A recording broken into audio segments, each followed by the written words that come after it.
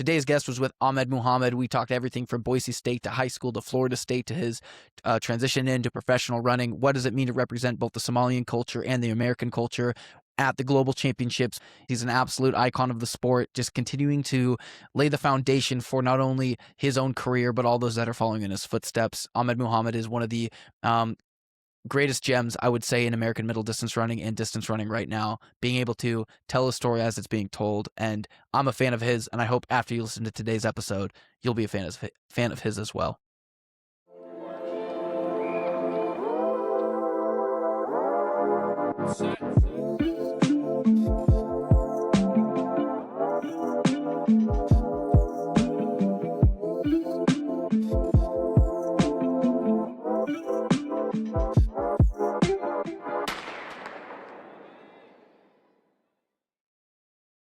Welcome to House of Track. I'm your host, David Ribich. Each episode, we have conversations around the sport of track and field and the people who make it so compelling to follow. At House of Track, we're focused on the people who make the sport so great and creating a space for connection within the track and field community. Wherever you're listening from, we're glad you're here. And if you enjoyed this episode, consider leaving a review and following us on socials at houseoftrack.hot. Today's guest is Ahmed Muhumed, one of the most versatile distance runners in the U.S., competing at a high level across cross-country, track, and the roads. From collegiate career at Boise State and Florida State to becoming one of the country's top professionals, Ahmed's path has been defined by steady progression and belief in long-term development. Since turning pro, he has earned multiple national titles on the road, represented Team USA on the world stage, and continued to lower his personal best from 1,500 meters through 10,000. In recent seasons, Ahmed has placed among the best at USATF championships, becoming the 7th fastest American ever in 10,000 meters, and secured qualification most recently for the 2026 World Cross Country Championships here on home soil. But beyond the results, his career reflects patience, adaptability, and an ability to show up year after year across multiple disciplines. Ahmed, how we doing? I am doing great. Thank you so much for having me. That was such a great introduction, and this is exciting stuff, man. Yeah, I appreciate it. It's one of those things on research where hopefully House of Track can provide the stats and then the athlete can provide the story. So the floor is really yours. And I've known you actually since Sophomore year of high school, for sure. Yeah, and you a little background on yourself too for those that don't know. Kind of what was your upbringing in the sport? This has probably been discussed in other locations, but just for the full timeline, what was your kind of intro into running? And then we can kind of talk about our runs at Minto Brown or wherever we ran together back in high school and college. Yeah. The running found me honestly by accident, and I'm glad it did because we're here because of it, right? Like this discussion here, this conversation, and the people I met, including yourself, along the way. I was a soccer player when I first landed in the U.S. I remember Manchester United was my main team, right? And so, um, my nickname actually growing up was Nani, who is a soccer player that played for Portugal, the national team, and then in Manchester United at the time when I was a kid. And they used to call me Ahmed Nani. That was like my nickname. So a lot of there's even some of my childhood friends when I see them in like Minnesota or other states that they live, they'll be like, "Hey Nani, what's up, man?" And so like to this day, I still carry that nickname. So I had that dream of becoming a soccer player professionally, and I'm glad I came this route, and I went the running route. But yeah, my PE teacher was like, "Hey, you should go out for the track team." And so I did both track and soccer together one of the springs in 2013, and the rest is history. I'm glad I came this route for sure. Yeah, I was gonna say your rise in running, I feel like wasn't immediate, but the impact that I think you made was immediate, right? Like West Salem High School doesn't have like the most well-known program. Respectfully, the coach has been there for a long time. They've had some good turnouts at state championships, but they've never had like the guy. Yeah, no, I mean, before me, no.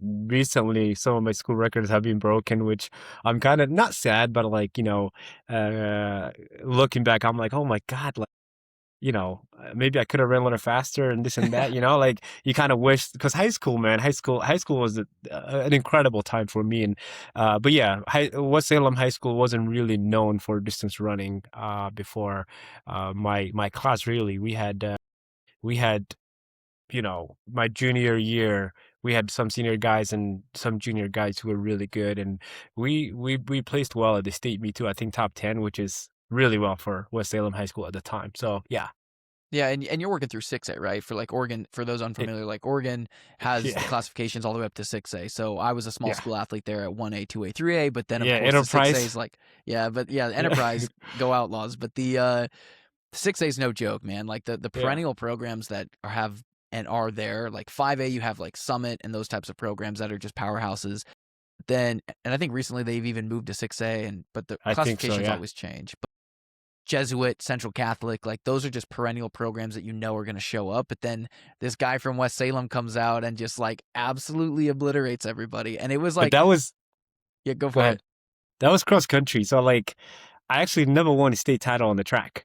Really? Yeah, so I've never won. I got third in both the 1500 and the 3K within the same day to the same two dudes, Hmm. Roman Olar and Jackson Messler. And Okay. one of them what like each event was won by the other. Yeah. And I was just the third guy, just like right there. And so, but yeah, you like I also went to David Douglas High School one semester. Okay. And so Central Catholic was in the same district as us. Hmm. And so like I competed against the Central Catholic guys and man were they good. Like Yeah. you're right. 6A is indeed one of the best like classes for sure. Was it tough kind of finding the sport in like this high competitive space? And that is like the 6A classification for Oregon? I think I'm more so grateful that I got thrown to the wolves, right? Like, cause I remember my freshman year, I showed up to a state meet in cross country, and I think I ended up finishing maybe 21st or something like that. Um, and you know, at the time, I think I finished third at the conference meet, which that conference had Central Catholic High School, Grant High School, some other decent schools, Barlow High School, Sam Barlow High School, that had some great runners, and so when I finished third, it kind of gave me this new like confidence. I ended up running like 15:48 on this cross course, and that was my freshman year. And so, yeah, I think being thrown to the wolves kind of made me feel like a wolf myself, or I had to become a wolf, or because if I were in like a smaller schools, like I don't think I would have come out in the way I did. For sure. Now obviously it worked for you Ye- fantastically, but but to me I didn't know a whole lot about running. I wasn't running that long. Literally started running April of 2013, and then like September 2013 I am competing against some of the top dogs. Like Kyle Thompson, who was a Yep. Central Catholic guy, Yeah. Went on was a to state Gonzaga. champion. Yeah, Gonzaga. Well, before Gonzaga, he was at Wisco, but like he was a state champion before that, and he won that conference that year. And like, so when I'm competing against those guys and I'm not winning, I think it kind of gave me even more hunger, if that makes sense. So I'm excited. I was excited, and so I was happy to be thrown to the wolves. I think in a way. Yeah, I mean, I feel like that's just one of those things about development, right? Like everybody's path and everybody's journey's their own. And I think that's what's really unique about it, right? Like my journey only worked out because I think had I been thrown to the wolves with how underdeveloped I was, I would have been lost in the system. Like Yeah, yeah. even when I was in high school, I mean, like I was considered like you didn't have a state championship title to your name. I had one, but I also was the 84th fastest 1500-meter runner in the state, but I was still a state champion. So Yeah, yeah, yeah, it's yeah, one yeah, of those yeah, things where, but yeah, that level of confidence that I gained competing against individuals in schools of my size, yeah, it was like, yeah, okay, yeah. yeah, like that's my direct comparison. Yeah, yeah. No, I actually I love that perspective too. I think um it for development, right? Because I think that is something I'm currently working on with the sports psych and my mental strength coach and kind of just myself reflecting, and I'm calling it the plant my plant of success. And it's basically like this plant with all like the roots, the leaves, the flower on Yeah. top, and like how to get to that. And like I'm calling it almost like the athlete, the mastery of the elite athlete. And being underdeveloped is definitely comes with its both with both positives and negatives. And so you're right, like being thrown into a school's your size, it allowed you to develop at your own rate. And I think something that I personally kind of struggled with on and off was, especially when I went to Boise State, which we can talk about more as well, is like I was underdeveloped in high school to a degree. Even though I was still good, I was underdeveloped to a degree because I was just new to the sport. And but I was being developed for a long term. And that's why I am, able to just keep progressing even to this day as well. You know what I mean? And so under development, definitely, yeah. With the smaller schools, I bet you it was a little more challenging. But then again, you made it count for yourself.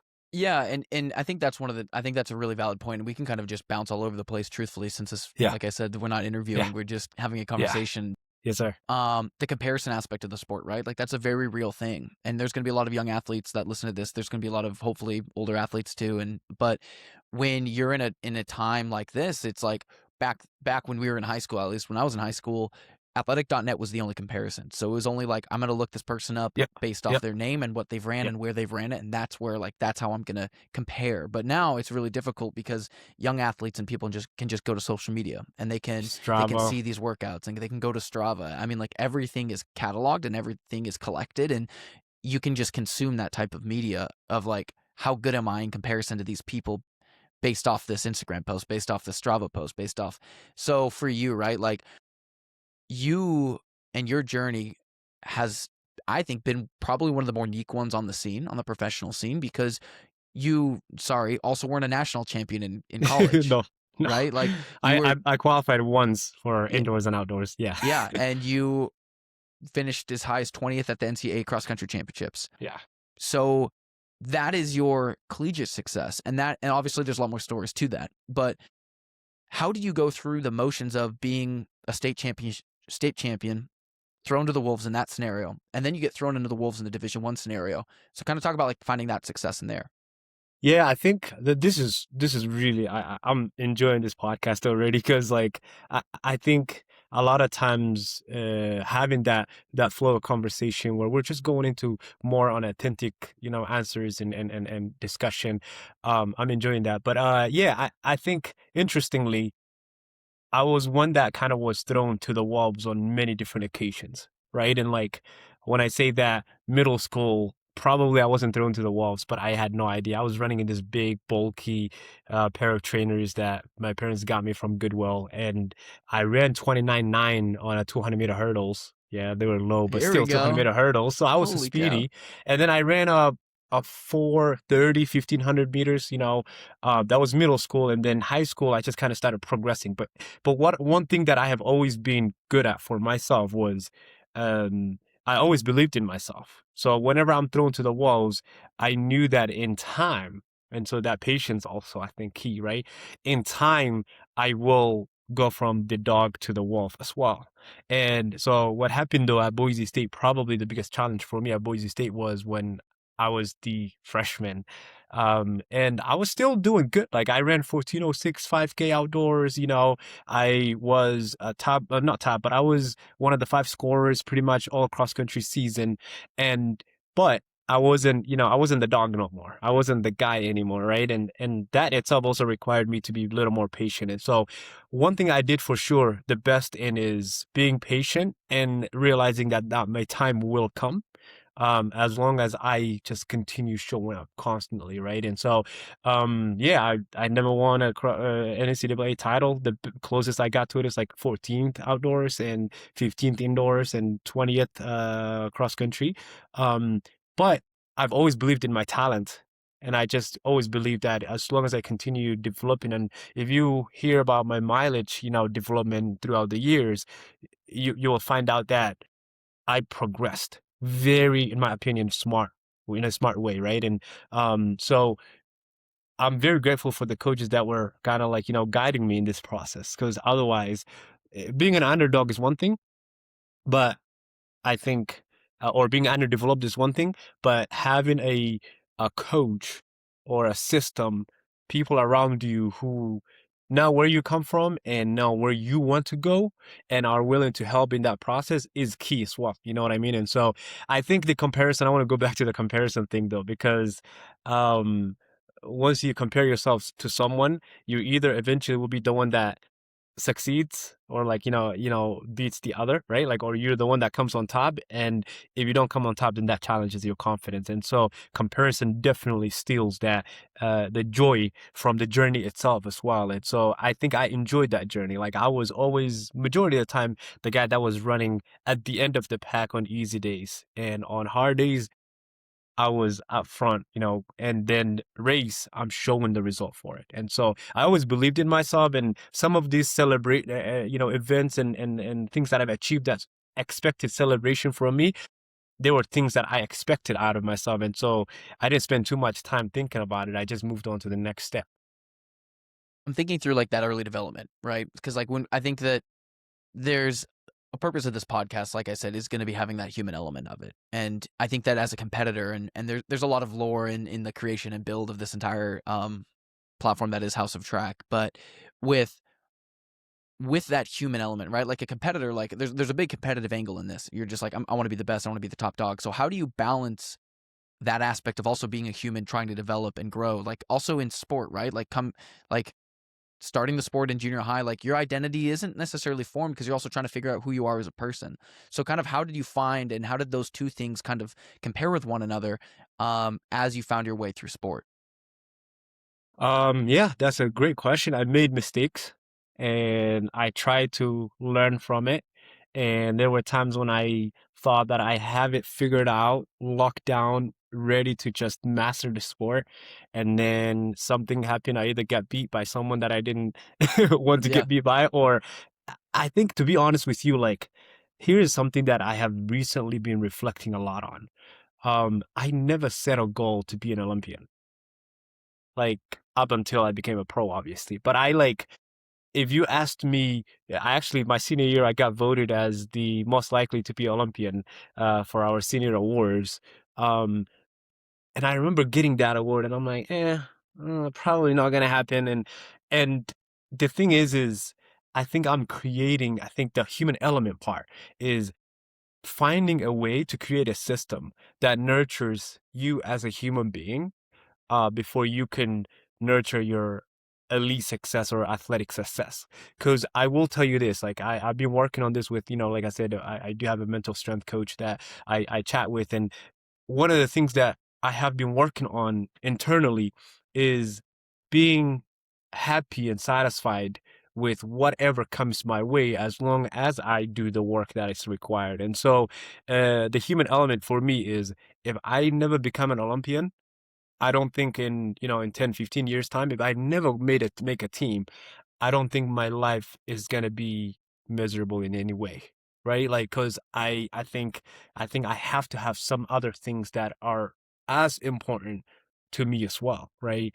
Um, on the root of that tree I was just talking about, it lies within the healthy body Yeah. and the healthy soul, the Yeah. welfare of the soul.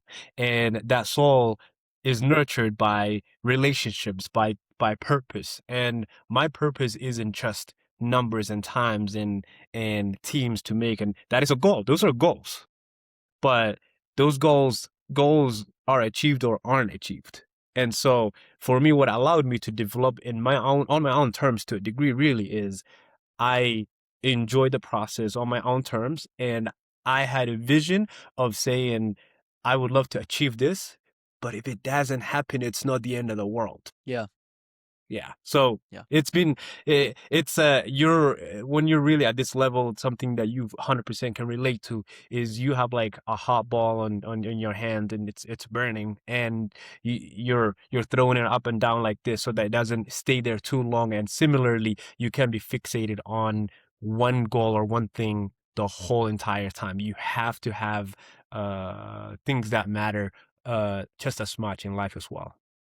Talk about those things that do matter to you just outside of running then, because you're exactly right. Like that balance is so important. And I think the analogy of, a hot ball in your hands is honestly really fair, because if you hang on to anything too tight in that scenario, you're going to get burned. And Yeah. so Yeah. having that balance and making sure that you're I guess throwing it up in the air enough times or enough moments. What are some of those things? I see a wedding ring on that finger. I know you had that going. Yeah. Talk about that a little Yep. bit. Like talk about those elements outside of running that kind of keep you rolling. Yeah, yeah, yeah. So uh, I'm the second oldest in family of 10, right? Kids, and I have 8 younger siblings that are all somewhat looking up to me to a degree, right? And so, and I think, yeah, what matters to me is family. That's number one. Faith, then family, right? Because with faith, I'm able to be the best for family as well, and in ways of maintaining relationships, in ways of community, building community. Everywhere I go, I build community, my own community, or I find myself in a community that is already built, fortunately. And I love that. Like, I'm part of the mosque here in Flagstaff, and on Fridays we have prayers, and other times we have events where somebody may be leaving the country or leaving for a trip or whatever, and we all get together and eat together and things like that. And so community, I think, in my opinion, gives me a lot of purpose. Similarly, I think my intellectual abilities to comprehend complex situations around the world, and social situations, and things that matter, to me, are, social issues, world politics, and inequality, and things like that, things that I want to stand for. Yeah, because you got a master's degree in international relations and affairs. That is So correct.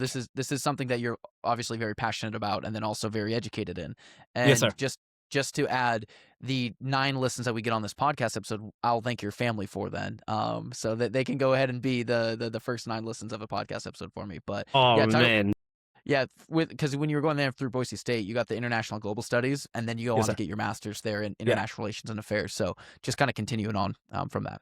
Yeah. So, I think the other part that I do kind of struggle, not, I wouldn't say struggle, more like go back and forth on, is the idea of being an elite athlete and having a positive impact on the world, using that, but then also using my own knowledge of the world and the historical things that I've learned, and the things that I think could be, these are all my opinions and my own kind of views, right?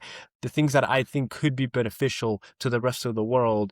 And I think sometimes even those are limited to a degree, because when you're an elite athlete, you're almost kind of walking on eggshells with the things you say, because you want to make sure that the things you say are, one, have positive impact, but two, that they don't rub anyone the wrong way, right? There are issues that matter to me, like, wholeheartedly, that when I'm talking about, I have to talk about it in the best way possible, of bringing everybody on board rather than division. Because that is one of the things that I love to take pride in, is bringing unity. And the community I'm talking about, and the running community I have in Flagstaff, the team that I am part of in NAZ Elite, and the brand that I represent, Hoka. So there is, culturally, where I come from, the Somali region, it's the culture, Somali culture, is a culture of, I was actually discussing with Mo Ahmed recently.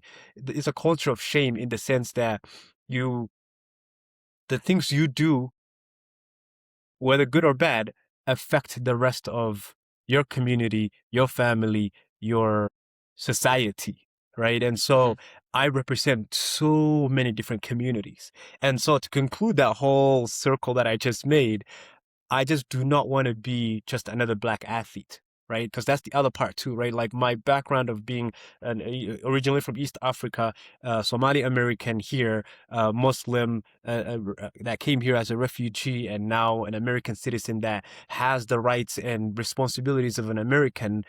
I don't want to be just another black athlete. And I think that's another issue that recently I've been reflecting a lot on, is, there's the LeBron James incident where, a reporter was like, shut up and dribble, because he wanted to speak up for something that he personally believed in. Yeah. And I think in this country where we have the freedom of expression, I still think there's some level of limitation in that sense. And so there are a lot of things that matter to me. I want to tell you one last thing. Yeah, of course. I mean, no, I mean, Survivor. like I said, this is this podcast is you. I Gee, am thank just you. we're having a good time.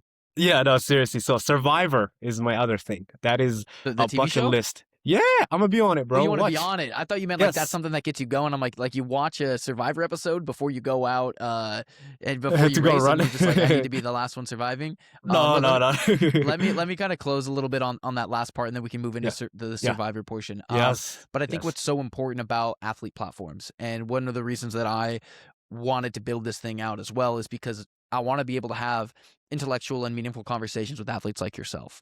This is like a podcast for me. As much as it is about the sport, it's really not. It's about the community. And that is like literally rooted in almost everything that is written of House of Track and all my forming documents. From the vision to the mission, community is the central point. if a young Somalian athlete were to listen to this podcast and feel inspired to go for a single run, that is all I would want from this. This is not about clicks. It's not about listens. It's about if that one kid puts on their headphones and they're going for a jog and they hear this Yeah. and they feel inspired. Yeah. That makes a difference in Absolutely. more ways than one. Yeah. So that I think it's very important. And I think that athletes should be able to have that representation and that ability to speak and that platform to speak. And once you're on House of Track, you're a House of Track athlete. So another one of my main initiatives and fun parts about it is always trying to meet the athletes where they are. So if I'm at a track meet in which you're competing at, like I would love to try to facilitate a way in which, oh, Ahmed's been on the podcast. Let's get some content around him and just give those back to him so he can share that with his community. So that's going to be something that's within the works. And I'm hoping to land a few creatives. And hey, if you're listening to this and you're creative and you need to get a credential or a badge to USATF Championship, let me know. We can submit it under House of Track. That's something that I want to be able to build. Oh, and so perfect. when it comes to community, that is the name of the game. So I'm happy you mentioned that. But in terms of Survivor, I do think that you'd probably get out ahead of me. I mean, I've looked at all the submission stuff. I'm like, is this an avenue that I want to go on? Biggest thing is I feel like I would probably be a bit of a liar. I would probably go on there and be like, oh, I'm in tech, or oh, I'm just a social media guy. You know, I wouldn't try to give them my background, and then they obviously see me win a competition or 7 in a row, and then suddenly I'm a threat and I'm eliminated. But Survivor, that is what you're passionate about. 100%, dude. Like you're building your athletic resume to qualify you for Survivor. Absolutely, and I think I'm also. I think I can speak, bro. You know what I mean? Like, I think I can. So anyways, it's a hope, right? It's definitely a bucket list. Like, if I do that, that is the crazy thing. It's like, here's the thing. Be an Olympian or win Survivor? Oh, win Survivor any day. Literally, I'm glad you asked that. That was the would you rather. And it is crazy to say that. But I think if that question, like, I want to reflect on that. Because I think if some people might say, oh, like, is he even a serious elite athlete, right? Like, because being an Olympian is probably one of the top things you can achieve as an elite athlete. But I think I have come to a place where I believe in my abilities and I want to make an Olympic team, and I hope to make an Olympic team. You're doing everything in your power to do that. Everything in my power to do that. But I also have things that matter just as much, if that makes sense. And Survivor is one of those things, and family and friends and all the things I mentioned to you, like, and then family, and then change the world. Yep, change the world is beneath Survivor. Oh, for sure. Well, that's the thing. That's like, I feel like Survivor would also allow me to have the platform to change the world. I think where I'm at right now, the position I sit allows me to change the world in some ways, right? Like, there are people 100%. that come to me a lot, say, hey, I enjoyed this, I love you saying this, and agree with a lot of things I say, or they didn't agree necessarily, and we have a discussion, and either we like agree to disagree, or we either of us kind of switch each other, right? Like, because at the end of the day, I move on. My expressions are my opinions, and those are solely representative of who I am and who I want, to portray to the world. Do you know what I'm saying? And so, 100%. yeah, I think I would rather win a Survivor. Also, it comes with a big money. So yeah, I was gonna say make some big money. I know that's the thing where it's just like, yeah, you could be an Olympian. You might still be struggling financially, but yeah. Well, let's hope it's a fairy tale in that, like, you're on Survivor and then you also are an become Olympian. Yes. Yeah. So that's the hope. And it starts here, House of Track submission, getting you onto the Olympic team and also the Survivor team. I can't really do much on the track or the roads end, but maybe I can make a few phone calls for the Survivor. I have no connections. I have zero. Well, yeah. Hey, any help is, the thing is, it's like I haven't even studied that process at all, because what matters to me at the moment in time, and that is the other thing too, like, compartmentalizing your goals and the things you want to achieve and when you want to achieve is very important, right? Like, so it is, like, right now, as of right now, what is most important to me is the running, my wife and family and community that I'm part of. And with the running right now, I don't think I'm willing to sacrifice some of the running to go to Survivor. So I don't even start the process yet, right? You know what I mean? Yeah. I just watch and I analyze and I like. Oh, you're big time. You're big time. Yeah. Oh, yeah. Oh, I catch people's mistakes. And again, I think here's the funniest thing though that I've talked about recently is, like, what if I talk all this game right now of where I would be and how I would play the game Yeah, and how much I judge people from the screen, and then I'm the first person voted out, and it's like, dude, that would be a walk of shame, bro. Like it would be. that would be walk of shame. Yeah, they listened to this podcast. They knew you weren't serious enough. Yeah, we'll see. I don't want to say too much on online about Survivor because I don't want anybody to know who I am. Because Fair enough. there will be some lying for sure. Well, the good thing is only the nine siblings that you have are going to listen to this episode, so this isn't going to go out anywhere else. Let's go. But Uh, for in terms of like Olympian too, like you've come onto the scene, right? And like when we're thinking through some of the processes that we've talked through, like you were thrown to the wolves. You kind of rose quickly, I would say, from a professional perspective, right? You came onto the scene, but I want to talk about that little middle ground. I think I read somewhere that you had like $25 in your bank account at Florida State, and your coach is like, "Hey, you have one shot to pursue this dream. Like get on the horse," kind of thing. So, kind of and you mentioned a little bit earlier around like mentors and coaches. So, kind of how was that coach there at Florida State in that early like push you out the door and get you rolling? Yeah, one of the things that I've learned through that coach and all the other coaches I've had, a total of probably I'm on my 10th or ninth coach as we speak right now. And I've had, I would say, incredible relationship with all of them.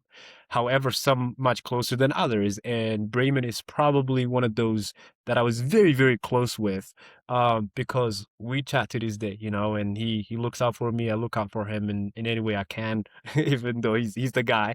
But I think what I did learn through that process of his coaching style is that there are humans, older humans, that are willing to help you chase your dreams and goals.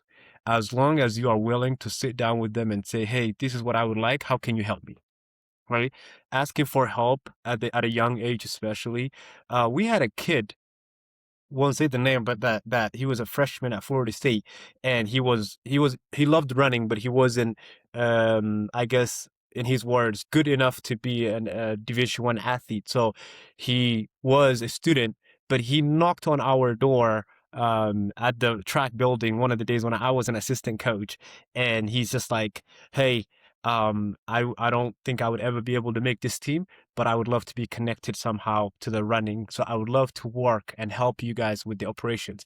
And that kid did so much, but Bremen gave him that opportunity, and that is a resume build right there, right? Yeah, Of absolutely. him working directly as a freshman, true freshman. You know what I'm Yeah. saying? To me, what that showed is that one, he was willing to ask for help, right? Mm-hmm. Like coming in and saying, hey, please give me an opportunity. Two, he is seeking opportunities. And so what I learned from Bremen is that people are willing to help you if you approach them in the right way. And two, that you out to seek opportunities. You out to knock on doors. And so, yeah, I think there were so many people involved in my success. I take very little credit. Like I know I talk about mastery and being the best athlete you can possibly be, and a lot of that is on me internally, especially in the mind here.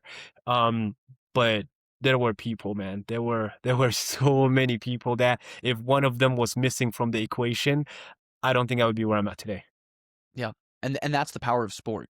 And that's the power of pursuing a dream. And I think going at anything alone is incredibly difficult. And so you're also going through as an individual where and that's like the tough reality of sport is oftentimes people don't see kind of like the behind the curtains aspect of an athlete. They'll see the performances, they'll see the stats, and they'll see Yeah. that they're like, oh Yeah. wow, they're not running very Yeah. well. Yeah, yeah, yeah. What's What happened contributing here? to that? Yes. Yeah, yeah, yeah. That unattached process, right? Like let's kind of transition a little bit more now recently there in like with like Hoka. So when you're talking about the things that you represent in the community that you represent, this is not a sponsored podcast, but what do you love most about you're a sponsored athlete, so you have this platform, I don't. But what do you love most about Hoka in terms of just like their ability to kind of bring you on? But then also I'd love to hear kind of your perspective of the growing and evolution of Northern Arizona Elite. Knowing that is now kind of shifted in a few ways and as of late, incredible track success. Yeah. So firstly, let's start with Hoka. Hoka was one of the very first brands that, recruited me out of college when, other brands and other, just people or representatives didn't see the potential in me, right?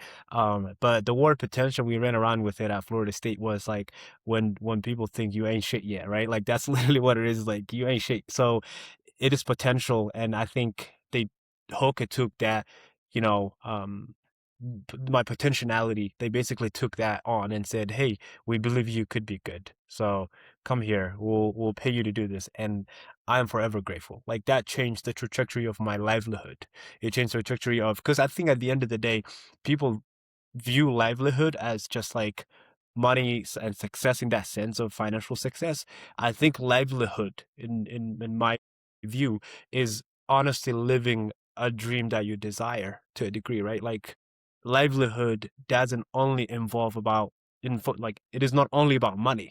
Livelihood is being able to wake up in the morning realizing that you're living the best life you possibly could. And today I live the best life that I possibly could be living. And so I'm grateful for Hoka in that sense. And I get paid to do this now. And so it allowed me to, that's one of the reasons why there is so much success, right? Like that I have improved on my times from the 1500 you just mentioned all Yeah. the way to even half marathon, right? Is Yeah. because I'm given the shoes, I'm given the pay to be able to have a roof over, on my head, and the food, on our table.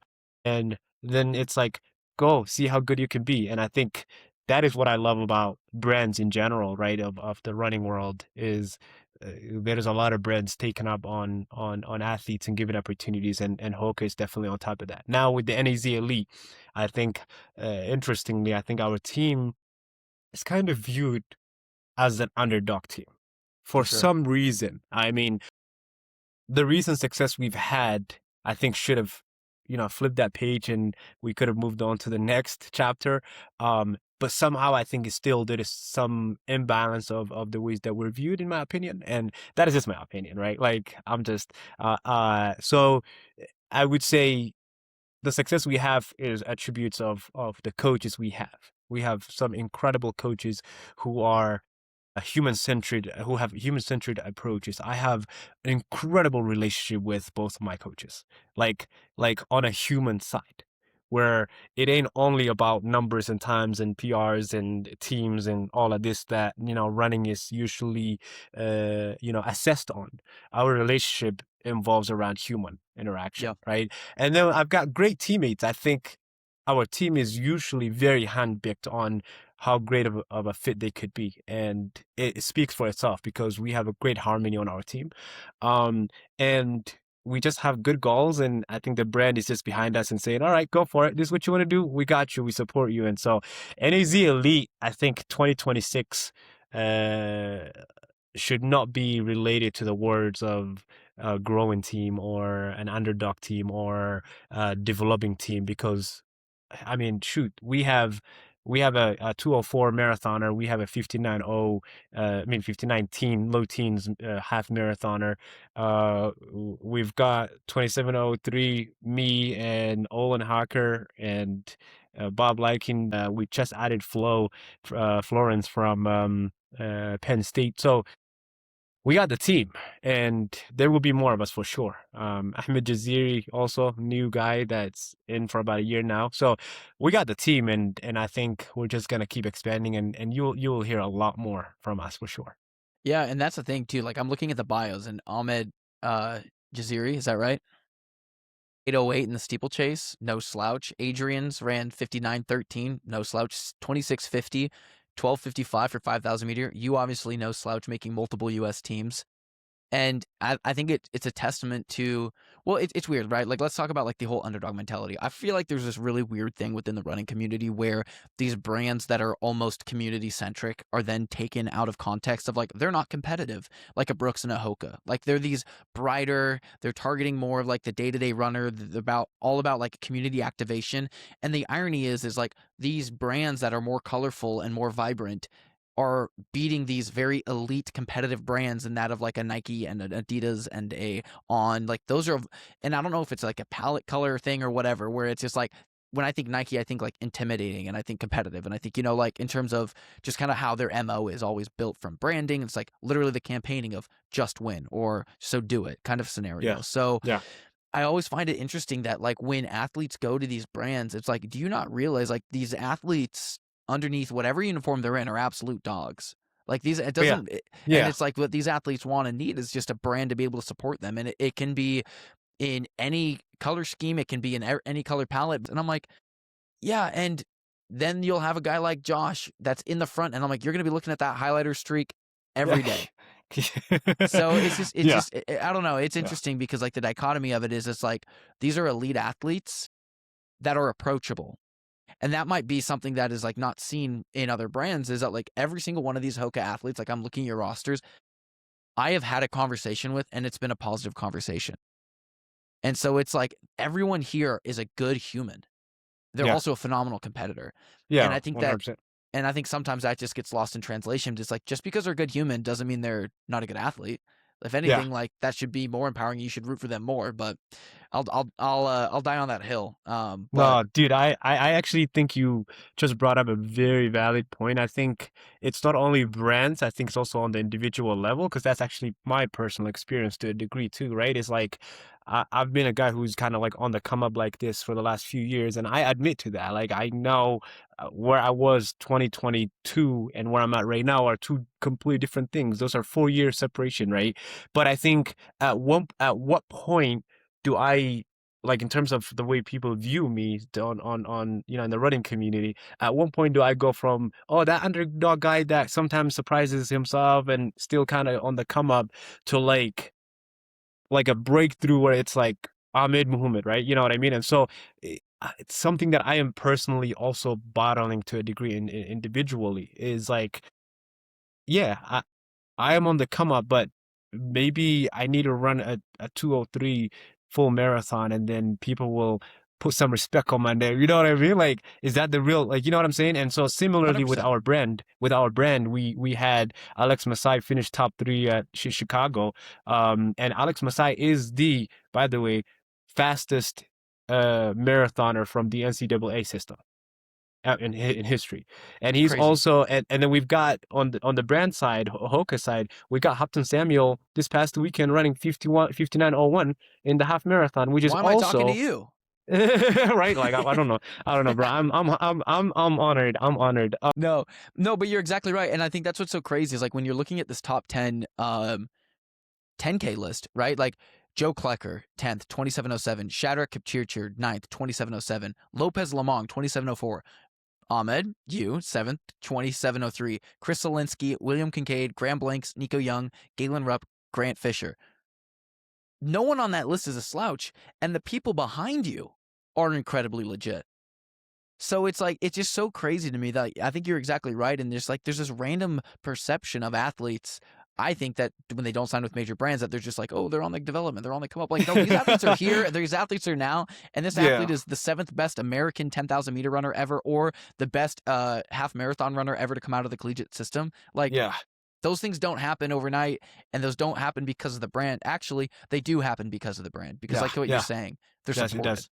Yeah, 100%, Yeah. 1000%. Yeah, yeah. No, I'm grateful that I had Hoka support over the years, and I'm looking forward to having more, and just continuing, because I think at one point, I think it's also the initial introduction to the running world, right? Like, I got introduced to the running world as kind of like top 10 kind of guy at USA's, but this last year I finished fourth in the 10,000 meters, fourth in the half marathon for the team, which never happened. The race never took place, but so fourth in the half marathon, fourth in the 10,000 meters on the track, fourth in cross country.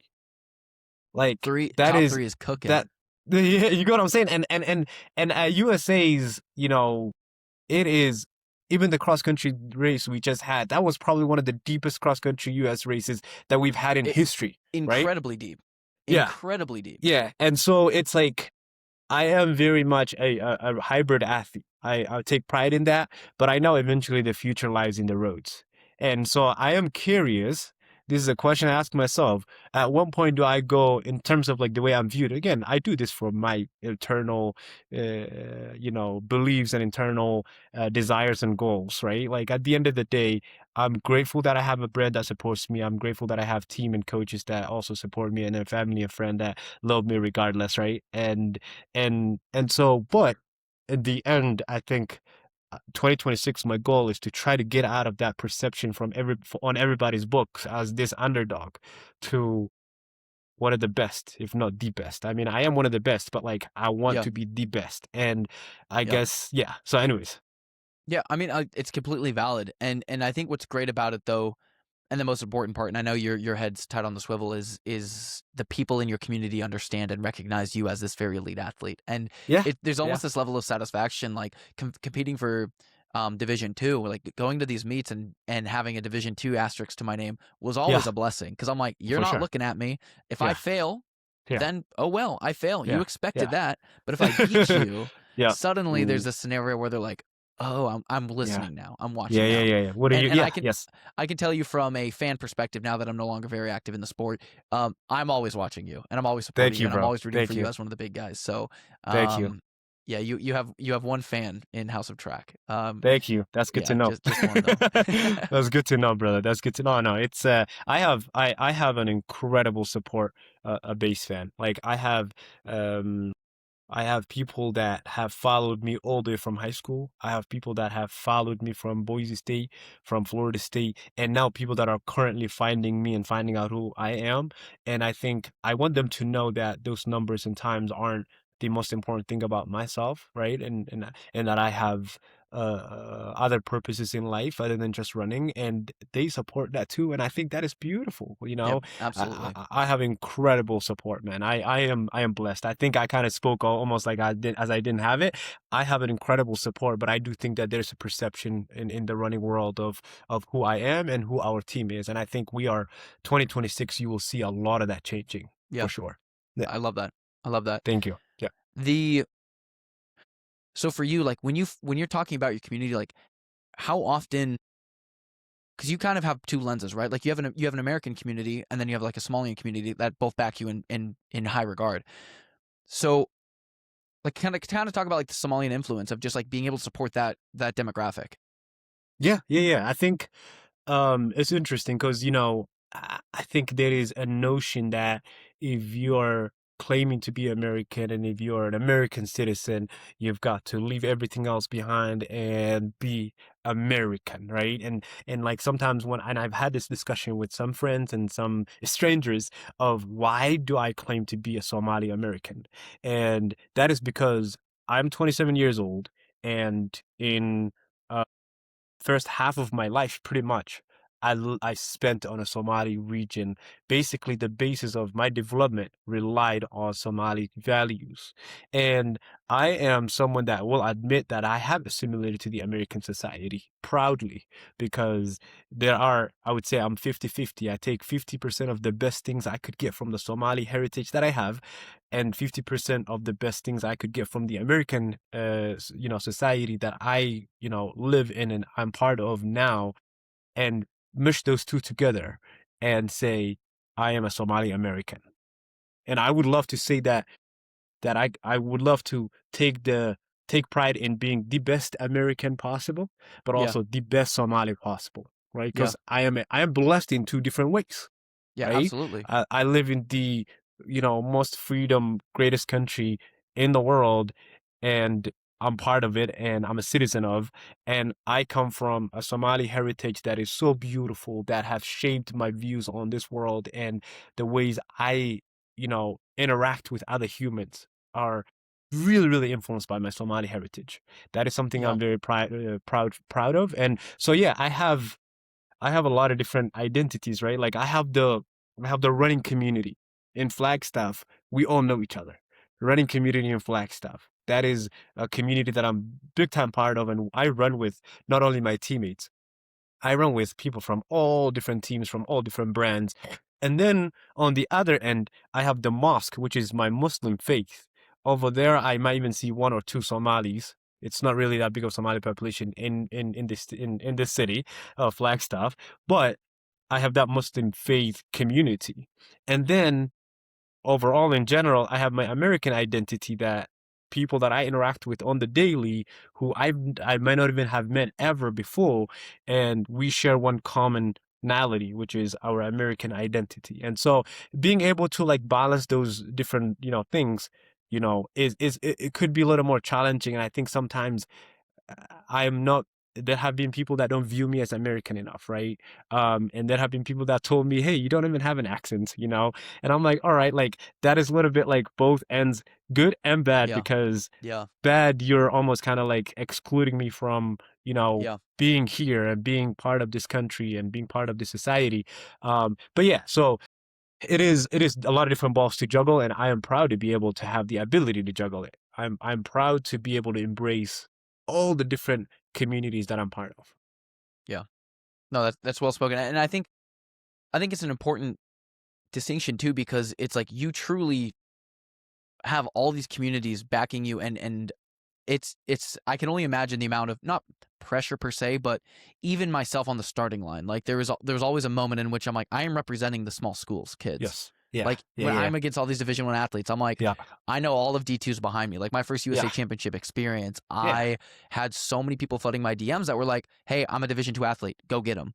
So it's like one of those things where it's like that's exciting and it's invigorating, because you're like, I'm proud to represent this community, and I don't think that should ever get taken away. But you're also proud to represent all the different types of communities that you have. Yes. Absolutely. In terms of like an approach, like do you feel as though you're approached more from like a fan perspective from like a Somali side, or from like more an American side?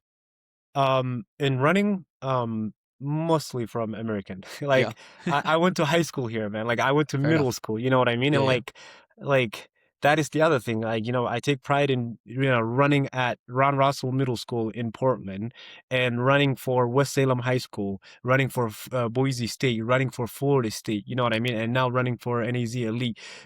there there have been people that I met all across those different schools, who to this day we have high school group chat from our days, like 10 years ago, you know what I mean? And we chat, and we keep each other posted, and some of us have weddings going around this time, and so I just got invited to a wedding sometime in the summer as well. And so there have been people like, high school. My family and I were still integrating to the society, and there were times, we had one car, and my father would not be able to pick me up from school. And guess what? I had my teammate Hunter Mossman, my teammate Hunter Shees, and their families. Sometimes even those families drove us to Idaho to go do NXR. Otherwise, I wouldn't have been able to do it. You know what I Yeah. mean? So Yeah. there are communities that got behind me, and now they take pride in the role they played in my success.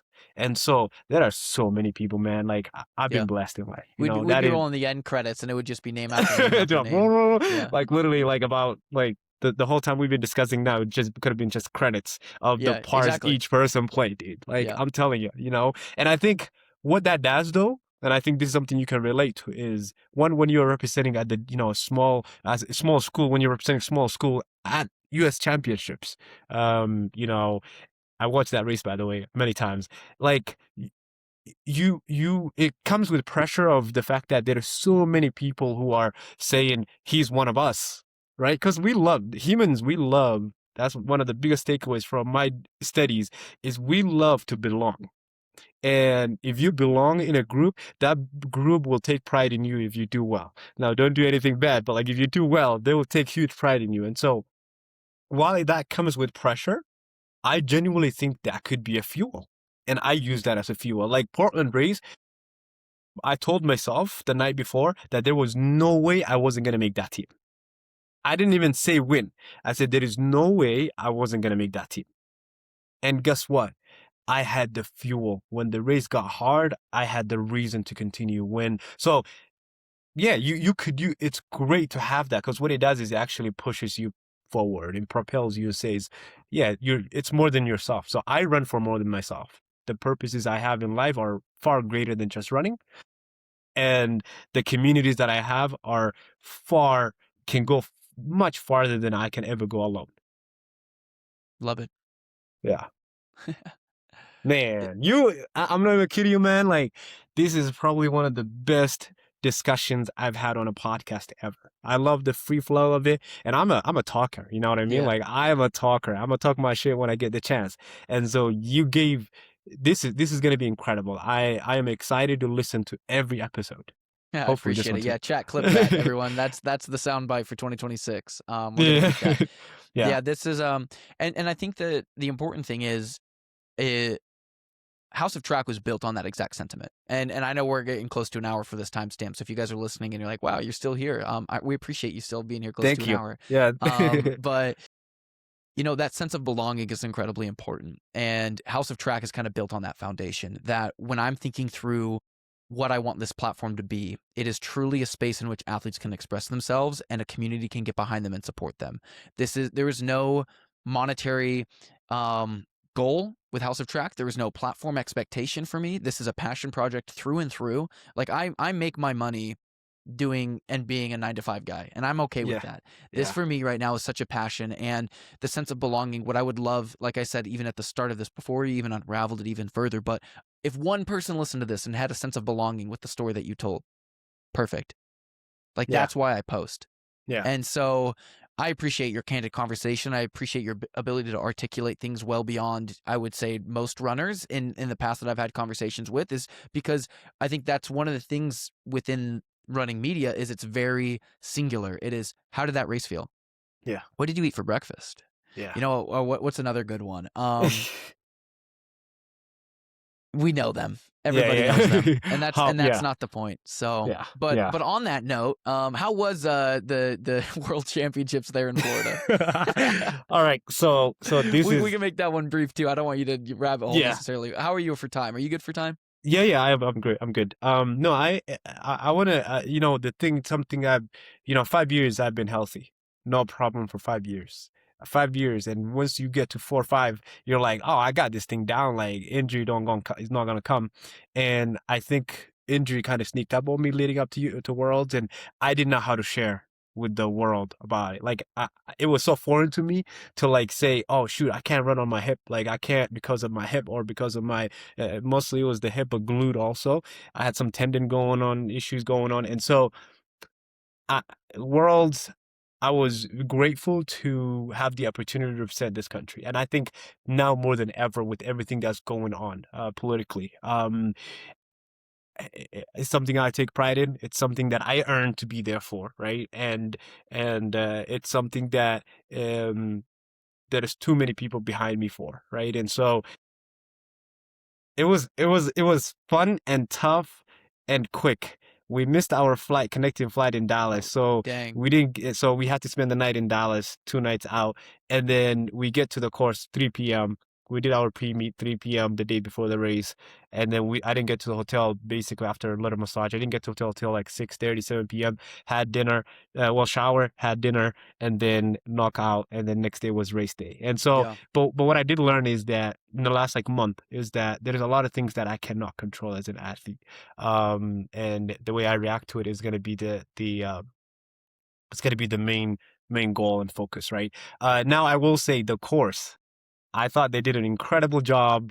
That course was first built by my coach, Bremen, who 2011, you can see a photo of him with a machete trying to cut some branches. No way. And stuff. I'm That's not even so kidding cool. you. That is his baby, and he loves that course. Like I love he that. took good care of that course. And the fact that, as now retired from FSU, but he's still kind of doing some coaching at the age he is at, to have that be a world championship course is absolutely like incredible. And That's an it honor. was a Yeah. great feeling for me to know how much he loved that and behind scenes and the things that I knew about him and all the things that he took pride in, and that to be there. And so for me, running on that course that my coach was a big part of building and representing the United States of America on home course and one of the best brands in the world, Hoka. Like there were a lot of things that just lined up for me. And so yeah, it was That's it incredible. just felt like a rerun of a dream that you always wanted to come true. And so I got to live that, and at the course I thought the sand was the hardest in my opinion. I struggled with the sand the most, and I wasn't 100% when I was racing, but I'm grateful for the effort that I put in and proud of it, 100%. How cool was it to be able to have your USA championship in a home in that of Portland and in that of Oregon, and then your Dude, world championship there in Florida, in Tallahassee? I feel like that I has to be just like cover to cover. That's that is storybook. cinema. Like It's that is, yeah, cinema. that is literally like you can't. You can't make it up. Yeah, if you can't make that up. Like Yeah. if you were the director of film, by the way, that's something I'm passionate about too, which I would love to talk to you about more, is the ability to, because I'm a very expressive person. I can talk all day, but I think some of the challenge that I've had in the past is being able to, put the pen on paper and get my expressions in the ways that I can do my vocal, because the Somali heritage somehow taught me how to speak and this and express myself in ways that you know are very hard to do on the daily.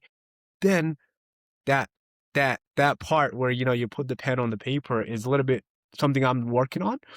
But yeah, so directing, the ability to like get a story and deliver it on a screen and deliver it in a way that the person on the side of the screen can relate to it. If there was a film written about me and, a film made about me, that part, it seems like, is a made up part. Like you can't just say this guy, because I lived a mile from the course that the US Championships was at. You know Yeah. what I mean? I lived 1 mile from there. And then I went to FSU. And I even coached Crazy. at FSU. I And your coach biked helped on build that the course. Yes, my coach built that course. Like, Wow. like you know what I'm saying? So it's like, yeah, Yeah. it's a once in a lifetime opportunity for itself to make a US team on a US world championship course. But then for both of them to relate to me on a personal level, that's why I wasn't gonna miss that team. And that was something I told myself, If only you had a connection for connecting flights and airlines, then it would have Yes. been A little bit better, but yeah. Too bad you don't have a brother that's a pilot, or a Oh sister that's a man, pilot. right? Or a private jet, like Or a private come jet. on. We got to Yeah, talk I to think Hoka on that. yeah, we're working on that. Don't worry. No, that's great. No, that's awesome. Well, honestly, I don't have much more for you. When I look at my notes, if I were to look at my pre-script, it's completely blank. This was an unscripted conversation. Like that. So I I like that. appreciate you being able to just come on here and help kind of tell the story of House of Track and kind of build this platform literally from the ground up. And I would say that this, like you're saying, from a direction, the story that you're writing is awesome and it's relatable and it's a journey that I'm so thankful to be a part of as an early fan and friend of yours since you were in high school. And Oh no man. harm. You said you always have felt like a wolf. You didn't go to the Western Oregon Wolves. No harm, no foul. But I like truly, that. That was a quick blog right there. thank you. But truly, when it comes to you directing, I think what's so beautiful about running is you are kind of building a movie and you're kind of writing your story as it's being told. And that's the importance of, I think, being on a platform like you're in is just being able to write it as it's being told, and that's running. So I appreciate you coming on the podcast. Is there any closing remarks that you want to be able to pull on here? I'm gonna put you on the spot in a second, but actually, yeah, like I think I loved what you just said. I think I'm writing my own story, but I think also it's the same way that as humans desire the ability to belong somewhere, to belong in a group, because we're very social people. For sure. We also desire the ability to relate to someone else, and I hope people can relate to me. I think we can all relate to each other if we give each other the platform. And so the goal here for you, it being centered on the human element of the athlete, I think is going to go very far. And I think it's a concept that, in my opinion, can our sport can benefit from, because I think there's a lot of scripts followed in many ways, and you hear the similar conversation with the same athlete, and I think that takes away from the individuality of the athlete. And so I'm very grateful and honored to be one of the very first athletes to be introduced, to be talked and discussed with here. Now the question I have for you though is, how often should I expect an episode? How often should you expect an episode from House of Track?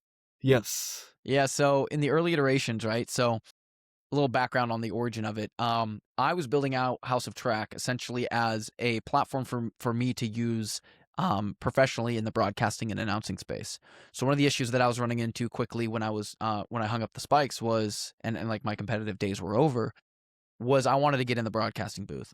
And it quickly became, we already have the athlete coverage. We already have an athlete covering this, because you know how it normally is, like announcer, athlete. Yeah. And I'm like, no. Like I'm trying to be an announcer. I'm trying to be a broadcaster. Like this is like my lane back. Yeah. And so for me, I'm like, how the heck can I be taken serious? And so originally I'm like, what if I built a podcast and Yeah. I had these conversations with athletes, and Yeah. instead of saying David Ribich, the Olympian, it was Yeah. David Ribich of House of Track. Yeah. And so that was kind of the early iteration. The reality is, I already have tons of opportunities lined up with announcing and broadcasting Oh, from 2025 great. that I completed, and then Okay. 2026. Yeah. So using this platform for that purpose is totally out the window, which is great. So now I'm starting to focus more on the whole community aspect and the Passion. podcasting aspect Yeah. and the Yeah. passion. And so my passion is in conversation. My passion is telling stories. And when I was an athlete, I was telling my own. When I was podcasting on a previous platform, it was telling stories with my co-host, the incredible Josh Kerr.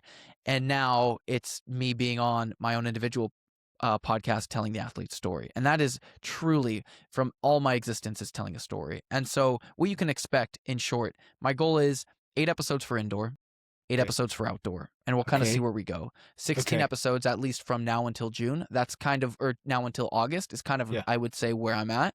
Okay.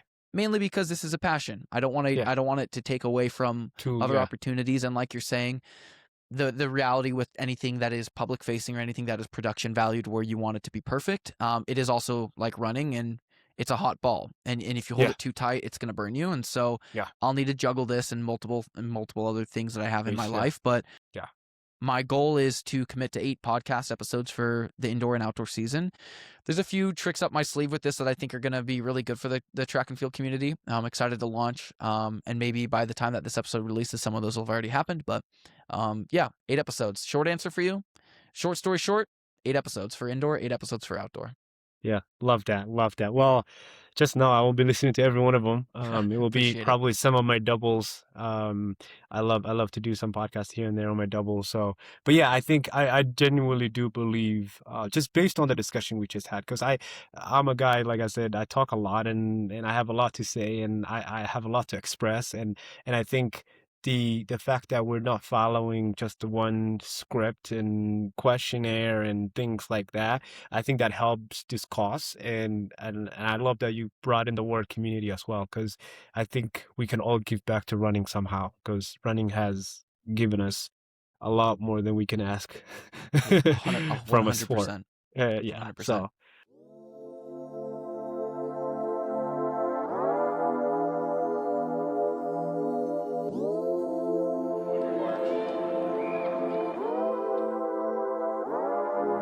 Set.